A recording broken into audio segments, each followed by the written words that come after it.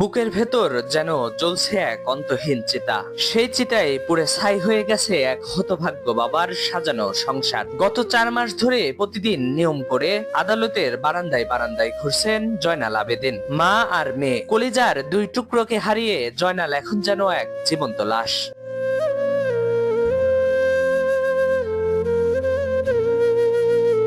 স্কুলে যাও, রাস্তা দিয়ে যাবে নিচু হয়ে, বাবু তুমি আমাকে এগুলা দেখায়ও না, আমার এগুলা তো অনেক ভয় করে। তার সাথে যে এরকম ঘটনা ঘটে যাবে কখনো কল্পনাও করতে পারিনি। কত হাসি, কত ভালো ভালো সময় কাটাইছি, কিন্তু মারা যাওয়ার আগে 2 দিন আগে কথা বললাম, ওর মুখে কোনো হাসি ছিল না। হয়তো কিছু আমাকে বলতে চাচ্ছিল। দেশে তো কত মা বোন আছে, এরকম ঘটনা প্রতিনিয়ত ঘটে যাচ্ছে, কোনো বিচার নেই। রামিসার বিচার হয়েছে, আমার বোন কি রামিসা না?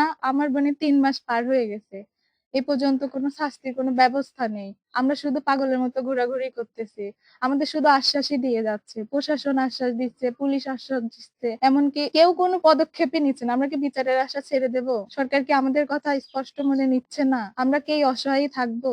এই কুরুচিপূর্ণ যে ঘটনাটা এই শরীফ নামে ঘটাইছে, খারাপ ভাবে আমার বোনকে হত্যা করা হয়েছে, ওকে মারতে মারতে শেষ করে দেওয়া হয়েছে।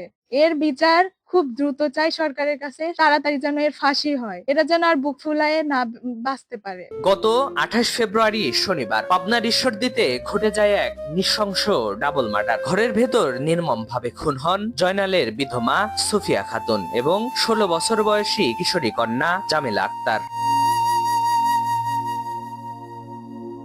এখানে যে উনি শুয়ে আছে, আমার মা আর আমার মেয়ে, এনারা দুইজন ছাড়া পৃথিবীর বুকে আমার আর আপন বলতে কেউ ছিল না। আমি নাকি হাফেজ বানাবো, যে আমার মেয়েটা তারাবি পড়াতে পড়াতে তারাবিও শেষ হয়ে গেছে। এই অত্যাচার, এই জালেম কিভাবে আমার মেয়েটাকে নির্যাতন করে মাল। উনি ডিবি অফিসার প্রতিশ্রুতি দিয়ে গেল 1 মাসের মধ্যে যদি এই কার্যকর না করতে পারি তাইলে আমার হাতের কবজা থেকে কেটে ফেলাবো। যে আমাদের বাংলাদেশের যে প্রশাসন, এরা কিন্তু টাকার কাছে বিক্রি হয়ে গেছে। ওদের সাথে বাইরে, ক্যামেরার বাইরে গিয়ে হ্যান্ডসাপ করতে হবে। হ্যান্ডসাপ করলেই মামলা খাড়া, হ্যান্ডসাপ নাই মামলা নাই।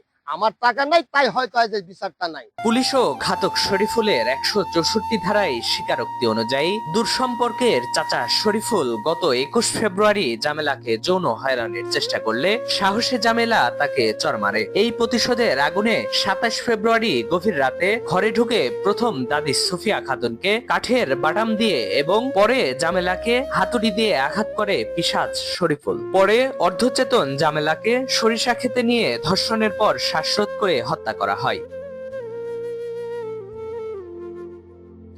সরকার যদি না পারে তাহলে আমরা হাতে তুলে দিক, যা করার আমরা করতেছি। রামিসা পরে মৃত্যু হয় যাতে বিচার পায়, তার যাতে সমাধান, আমরা কিসের জন্য সমাধান হচ্ছে না? ধর্ষিতার কিন্তু কবরের মাটি শুকিয়ে গেছে, অথচ আমরা কিন্তু এখনো ধর্ষকের কোনো শাস্তি পাইনি। তাহলে দেশটাকে এইভাবেই অবনতি হবে, আইনের প্রতি মানুষ এভাবে কি আস্থা হারাবে? আমরা কি শাস্তি পাবো না? নিজের বাড়িতে থাকবে, এই নিরাপত্তা আমরা পাবো না কেন?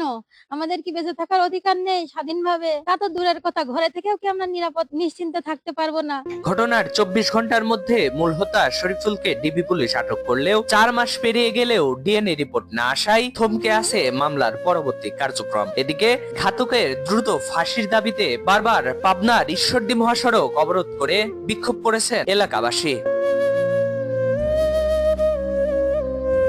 আমরাও নারী, সেও নারী। এই যে আজকে ওর হয়েছে, কালকে যে আমার হবে না, এটা কোনো ধর্ষণকারী কবরে এবং ধর্ষক কেন বাহিরে? আমি এই প্রশ্নের জবাব চাই। মানে জানোয়ারের থেকেও বেশি খারাপ, মানে মেয়েটাকে হত্যা করে। সে তো নিষ্পাপ। গবরের একটা পদ্ধতি ছিল, সেই ছিল জামিলা। প্রধানমন্ত্রী তারেক রহমানের তার নিজেরও কিন্তু একটা মেয়ে আছে, কন্যা সন্তান আছে। তাহলে সেই ক্ষেত্রে তার সাথে যদি এরকম কোন একটা কিছু হইতো তাহলে সে চুপ করে থাকতো আর এতদিন কি অপেক্ষা করতো সে?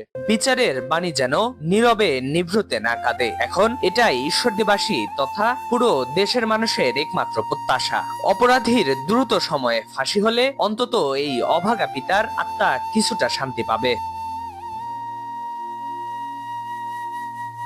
এই মামলার সমস্ত কার্যক্রম প্রায় সম্পূর্ণ হয়েছে, শুধুমাত্র ডিএনএ রিপোর্টটা পেন্ডিং আছে। আমাদের 2-1 দিনের মধ্যে আশা করতেছি আমরা রিপোর্টটা পেয়ে যাব এবং পুলিশ রিপোর্ট দেওয়া হবে। তো জামেলা এবং সুফিয়া আনুষঙ্গিক যে কার্যক্রমগুলো ছিল সেগুলো কমপ্লিট করতে পেরেছি।